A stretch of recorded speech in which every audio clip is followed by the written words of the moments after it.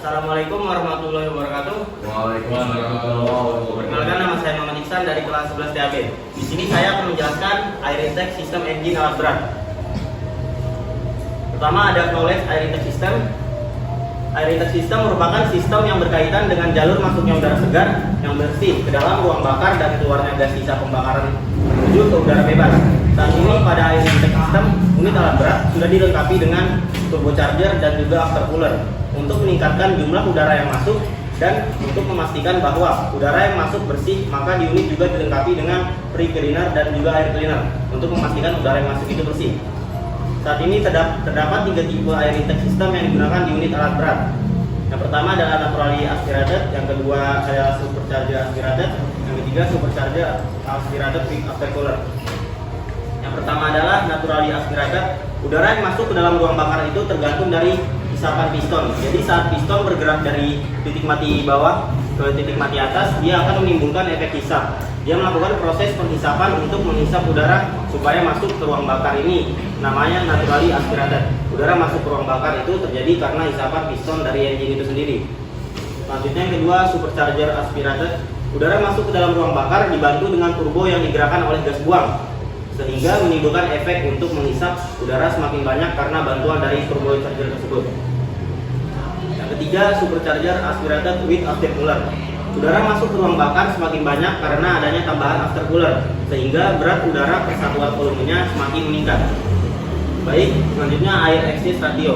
Yang pertama adalah untuk mendapatkan pembakaran sempurna, maka perbandingan antara jumlah udara dengan bahan bakar adalah 1:14,5. Namun, jika hanya perbandingan sesuai angka di atas, maka masih banyak emisi gas buang yang terjadi sebagai hasil dari sisa pembakaran. Oleh karenanya, dipasang turbocharger dan aftercooler pada unit alat berat untuk meningkatkan jumlah udara yang masuk ke ruang bakar sehingga mengurangi emisi gas buang yang terjadi. Perbandingan antara teori dengan setelah dipasang turbocharger dan aftercooler adalah 1:1,5 kali 2, sehingga perbandingan udara dan bahan bakar menjadi 1:21,75 sampai 29. Burst pressure.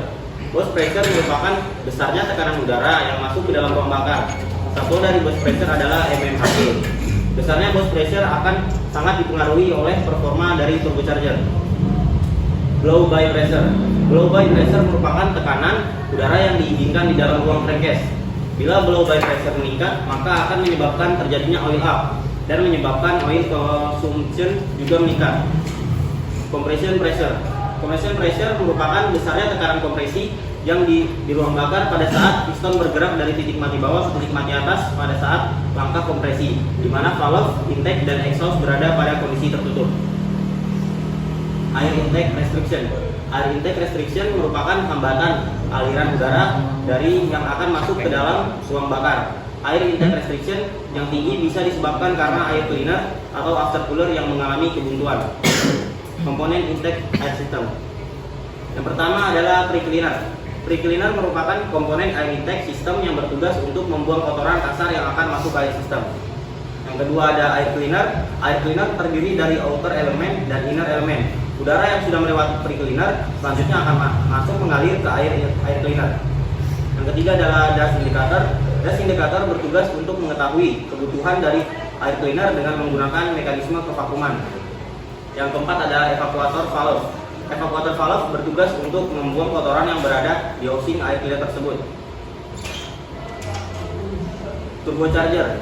Turbocharger berfungsi untuk meningkatkan jumlah udara yang akan masuk ke dalam ruang bakar. Turbocharger ini mempunyai 2 impeller, yaitu turbin dan blower. Turbin impeller diputar oleh gas buang dengan kecepatan yang sangat tinggi.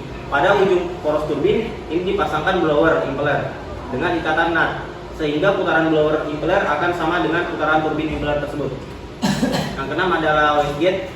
Jika gas buang bertambah jumlahnya, maka putaran dari turbin impeller akan semakin meningkat, sehingga jumlah udara yang masuk ke dalam ruang bakar akan semakin banyak.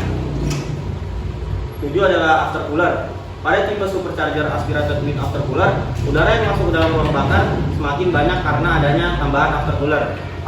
Aftercooler ini akan mendinginkan udara yang akan masuk ke dalam ruang bakar, sehingga berat udara persatuan volumenya akan semakin meningkat. 8 adalah intake dan exhaust valve. Intake valve bertugas untuk membuka dan menutup aliran udara segar yang akan masuk ke ruang bakar.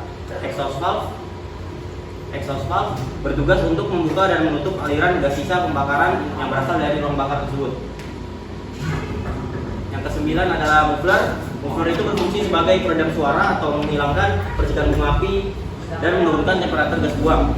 Terdapat 4 tipe muffler yang digunakan di unit alat berat. Yang pertama adalah horizontal tipe, yang kedua tube tipe, yang ketiga vertical tipe, dan yang keempat catalytic muffler.